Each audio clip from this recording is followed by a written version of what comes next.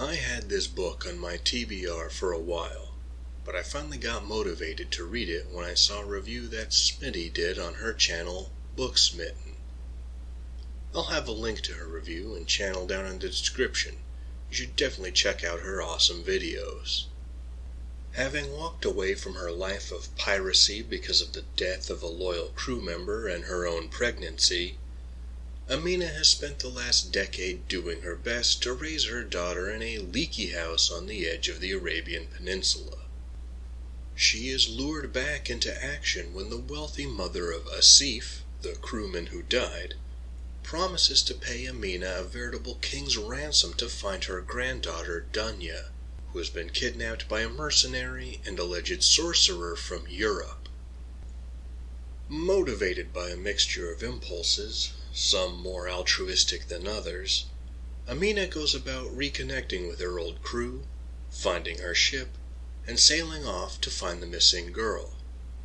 What she fears, however, is that the traveler from Europe really is a sorcerer, because Amina has had dealings with supernatural creatures and magic in the past, and knows from experience that it never works out well for anyone involved. There is a lot I enjoy about this novel. Amina is a solid protagonist who is dangerous and troubled, but also impelled by an internal moral compass and a strong sense of loyalty to her crew. She also attempts to be a practicing Muslim, but acknowledges her many shortcomings and the contradictions in her faith and larcenous career. The plot is also quite good. The book often has the quality of a heist story where Amina is gathering her crew and her ship to rescue Dunya, but each step along the way creates more complications.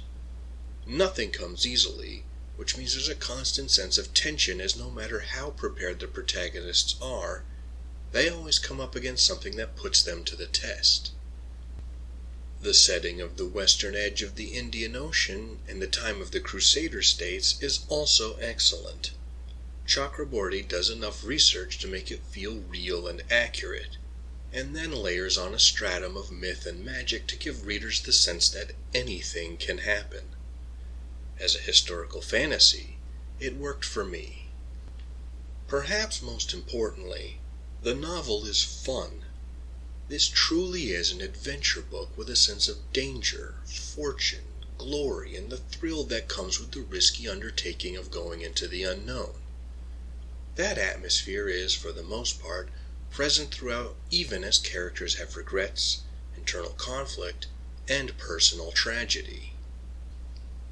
Many of my criticisms are pretty minor, and they may not detract from the story for other readers. There are some sections of exposition that don't add much to the story, and removing them would have made the book leaner and even more fast-paced, which, to my mind, would have been a plus for this type of adventure story. Similarly, there are some instances of magic and supernatural creatures that get needless exposition too. I found this especially odd because it doesn't happen all the time or even in situations where it might have been helpful. Both of these troublesome issues, however, tend to be tied to the matter of how the narrative is told.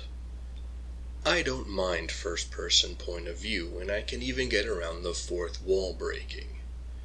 This story is being related by Amina to her scribe. There are, however, frequent asides about tangential information that amount to little more than speed bumps to the story. There is also a pacing and plot issue in the last third of the book where everything comes to a stop, and the groundwork is laid for the inevitable follow-up books for this series. Again, your mileage may vary, but that section felt like such a sudden downshift when the novel was speeding toward the climax after the characters had just had an almost insurmountable setback. But what do you, the audience at home, think? Have you read The Adventures of Amina al-Sirafi or any of Chakraborty's other books? Do you prefer fast-paced adventure stories, or are you more partial to slower novels? Be sure to share your thoughts in the comments. The Adventures of Amina al-Sirafi should appeal to people who enjoy the following stories, and vice versa. Treasure Island by Robert Louis Stevenson sets many of the standards for piratical stories, and there are so many adaptations that it's almost impossible not to find one that you would like. The Seventh Voyage of Sinbad and the Golden Voyage of Sinbad, with their mystical high seas adventure and the wonderful stop-motion animation of Ray Harryhausen, capture a lot of the same spirit. Nathan Hayes is an often overlooked pirate adventure featuring Tommy Lee Jones, Michael O'Keefe, and Jenny Seagrove. Of course, Pirates of the Caribbean creates a sense of fun, arcane danger, and romance among pirates. Thank you for taking the time to listen to my peculiar notions. If you appreciate this channel and want to support it, you know what to do. You can also take a moment to like, comment, share, and subscribe to the channel of another YouTube creator you enjoy.